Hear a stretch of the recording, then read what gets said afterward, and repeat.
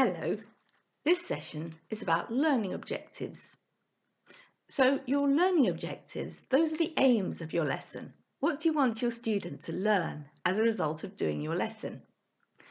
Let's think about the lesson that we did last time. What were the objectives there? Well, there was an investigation, wasn't there? An investigation of floating and sinking. So some of my learning objectives were for my student to find out about the factors that affect whether or not something floats or sinks. We came up with quite a few. We came up with whether or not it has air inside, whether it's boat-shaped. We also came up with material. That seemed to be a factor. And we even investigated colour and discovered that colour probably isn't a factor. So is that it?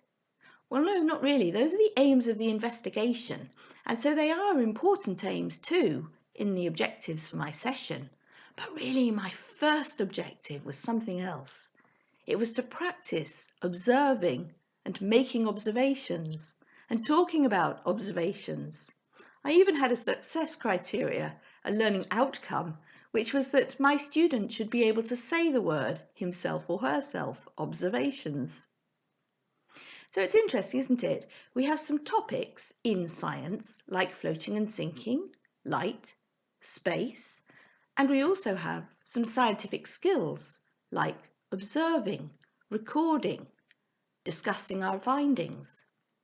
We also have learning about science, learning that observing is important in science, learning about the types of questions that science investigates, questions about the natural world that we can test through observations.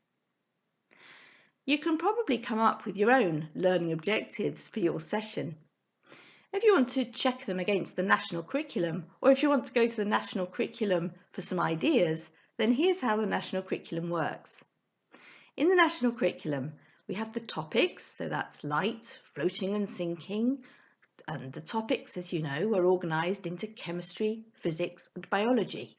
I'm a bit of a physicist, so the ones that come most readily to my mind are the physics topics. But you and your student, you might enjoy a different discipline in science in particular.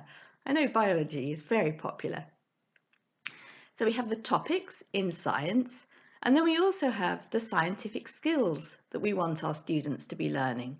So that's observing, recording our findings, analysing our findings and discussing our results, coming up with ways to display our results, perhaps through a graph, perhaps through a PowerPoint or some kind of communication, coming up with ways to revise the investigation and make it better next time. Those are the scientific skills. And then we also have learning about science, learning about the types of questions that science explores, learning about the kinds of people who want to be scientists and who are working in science now, learning how science has changed over time, the questions it has now answered, and the questions that are still yet unanswered may never be answered by science. The ideas about learning about science are partly in the dot points section, but a lot of them are up there at the top of the curriculum. So don't overlook that section at the top.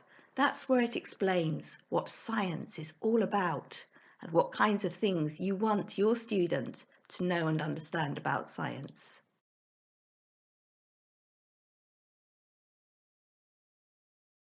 And that's going to be the project this time. I'd like you to come up with a session that's learning about science.